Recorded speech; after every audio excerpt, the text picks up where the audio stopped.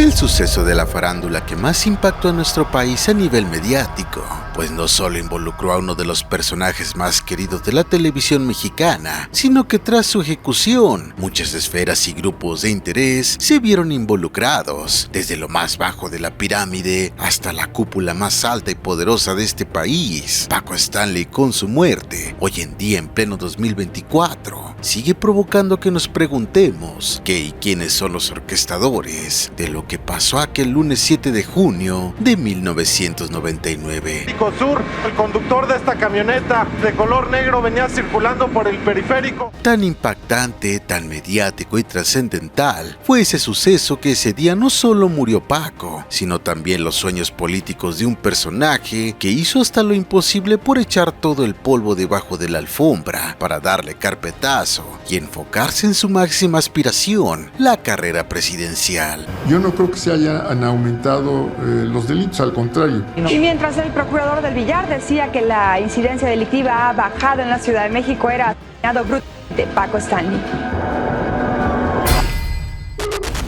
¿No puedes dormir? Comparte tu insomnio.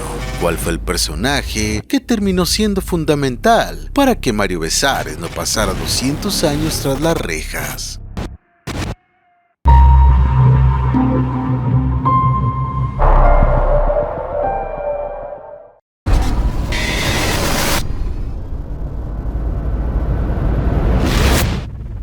1999 era un año fundamental para nuestro país. Ya habían pasado algunos años de la caída del peso y unos cuantos presidentes priistas que venían encaminando el timón del país en un barranco sin fondo. A los que hace 6 años les pedí un perdón que he venido arrastrando como responsabilidad personal.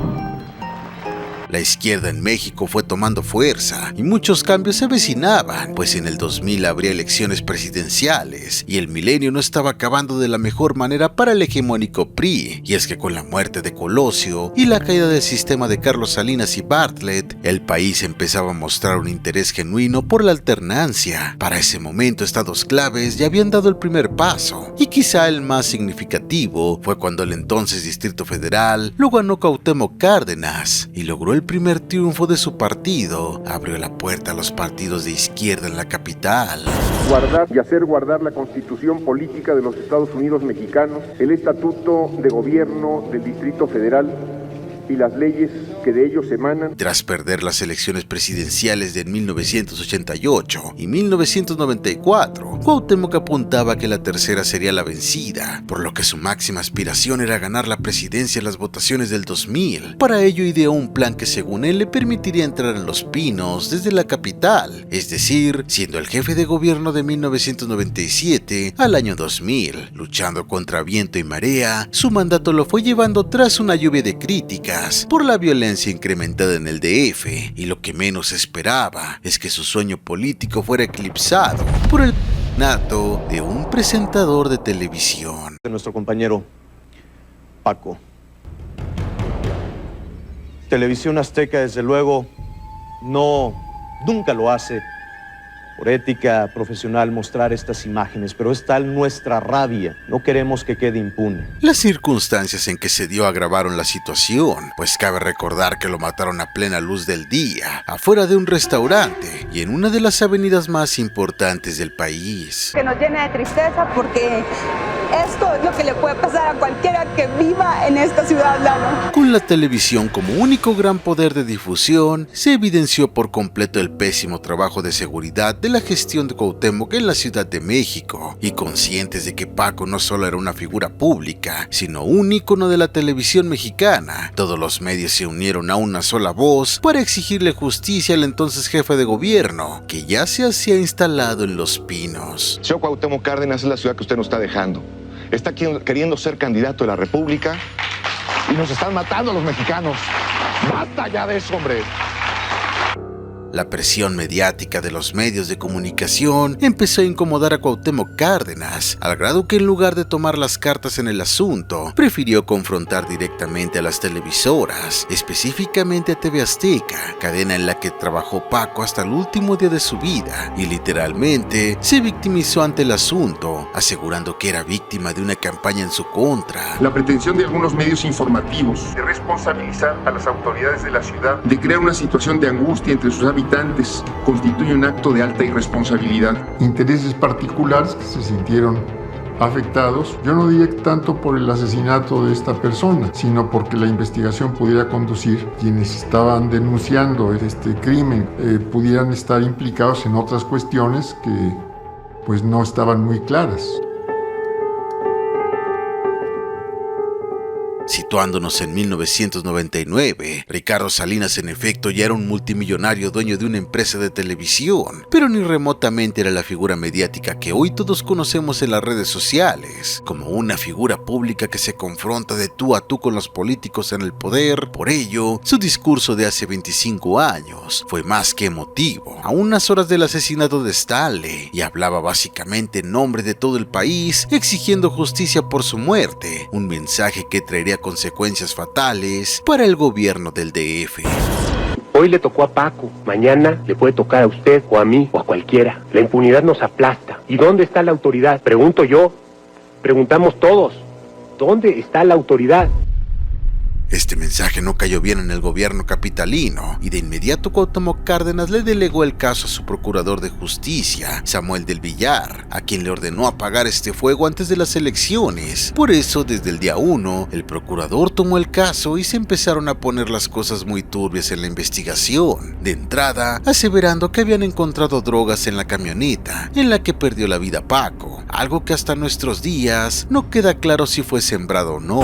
Lo que hace el examen de la ropas y objetos del señor Stanley se indica que en la bolsa delantera del lado derecho se encontró un envoltorio de papel conteniendo polvo blanco cuyo peso es de 0.5 gramos, que al ser analizado en laboratorio dio positivo para cocaína. Desde ese momento Cuauhtémoc dejó de estar en el ojo del huracán, y quien acaparó los reflectores fue Samuel del Villar. Como carne de cañón, se dispuso a luchar contra la opinión pública, y desde el atril de la justicia señaló al nexo oscuro del presentador, y así buscó manchar de paso la reputación de TV Azteca, para limpiar la imagen del jefe de gobierno. A Samuel del Villar le urgía encontrar a los asesinos de Stanley para ayudar a la imagen de Cárdenas. Entonces, repentinamente, apareció un preso, Luis Gabriel Valencia, quien supuestamente reveló el complot contra Stanley.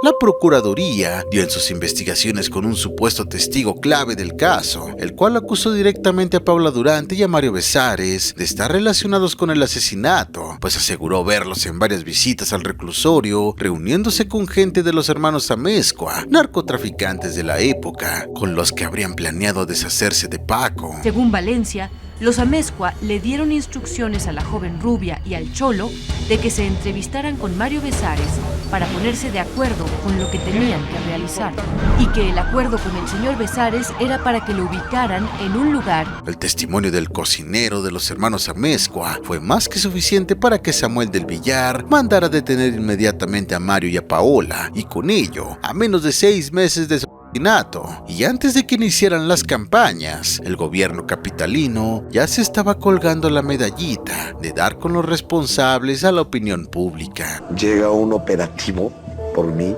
como si verdaderamente yo fuera el enemigo público número 1 de la historia. Lógicamente, la captura de Mario resultó ser una bomba mediática, igual o más grande que la misma muerte de Stanley, pues muy pocos daban crédito a la versión de que él había mandado a matar a su amigo. Por eso Samuel del Villar y su equipo idearon más pruebas para demostrar la culpabilidad de Mayito, argumentando un crimen pasional, pues empezó a manejar la idea de que el hijo menor de Mario en realidad era de Paco.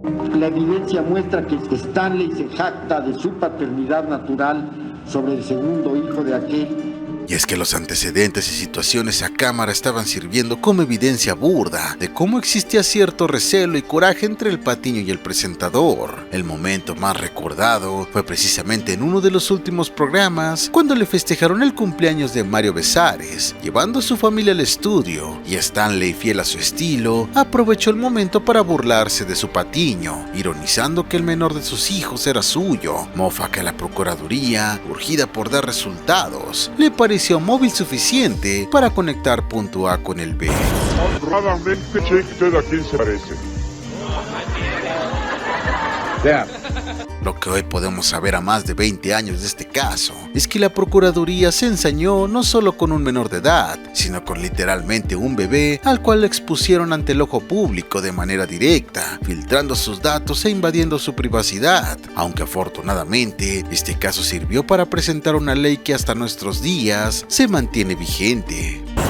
Eso sí realmente fue una hazaña de meterse con un bebé y tratar de decir, comparen ustedes, ¿no? Una es, los niños ya están tapados, ya no puedes tú utilizar. Es cierto que tú fuiste, sí, que tú fuiste de las personas que inició esta, o sea, que hoy mis hijos están protegidos. Gracias a mi hijo. Gracias a su hijo. Es correcto. Wow. Por su parte, a Paola Durante la encarcelaron no solo por ser literalmente la única güera en el staff de Decanes, ya que en la declaración del cocinero solo describió a una mujer con sus características, mas nunca dio su nombre, y en los careos no tenía el valor ni de verla a la cara.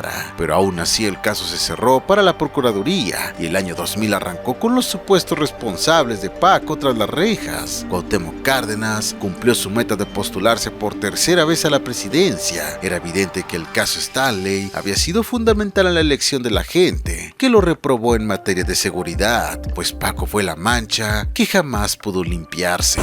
¿No se imaginan lo que me acaba de consternar lo de Paco Stanley? Tal vez esto me cueste el trabajo o me manden quitar el programa. Señor Cuauhtémoc Cárdenas, es la ciudad que usted nos está dejando. Está aquí queriendo ser candidato de la República y nos están matando a los mexicanos. Y como cereza del pastel, cuando pasó la época electoral, el mentado cocinero se retractó de su declaración, donde culpaba a Mario, el Cholo y Paola, asegurando haber sido amenazado por las autoridades en su momento. En los que me obligaron a señalar como responsables del mismo a diversas personas que son totalmente inocentes de este homicidio. Yo mentí porque me obligaron por medio de amenazas y que si yo no cooperaba iban a atentar contra mi familia y que si cooperaba con ellos iba yo a salir rápido. Ahí quedó más que en manifiesto que Samuel del Villar y su equipo habían montado todo un espectáculo para limpiar la imagen del jefe de gobierno, y aún pese a la revelación del cocinero, el propio procurador se aferró a su investigación con todo y que sus pruebas le estaban rebotando en la cara. La Procuraduría argumenta que como Valencia ya había declarado 10 veces en un sentido, ahora esta nueva declaración no tiene valor. Acá no se trata de la cantidad de declaraciones, sino de la calidad de las declaraciones. Creo que eso es fundamental.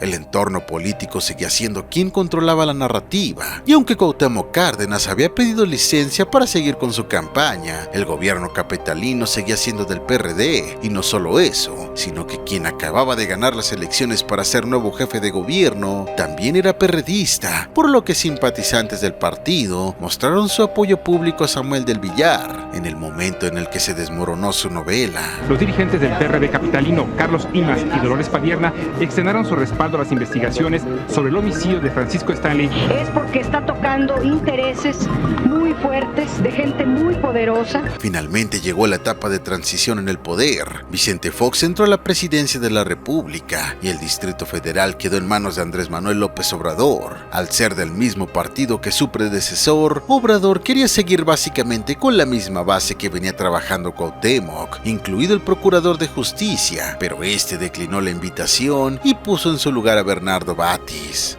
Cambiaron el fiscal, cambió el juez, cambió el gobierno previo al dictado de la sentencia. Entra el gobierno de Andrés Manuel López Obrador a la Ciudad de México y entra en diciembre y en enero se dicta la sentencia. Ya sin Cuauhtémoc Cárdenas ni Samuel del Villar, el juicio de Mario, Paula y el Cholo se llevó a cabo dando la sentencia que todos conocemos: libertad inmediata. Curioso cómo es que el verdadero victorioso de este caso fue el propio Andrés Manuel, que tras ver la lucha en lodo y mugre entre Ricardo y Cuauhtémoc Cárdenas, aprovechó el momento, liberó unos mártires y, caminando sobre la carrera de un derrotado Cárdenas, que luego de que tuvo todo para hacer la alternancia, fue derrotado por un bigote y unas botas, AMLO se perfiló lentamente a su objetivo.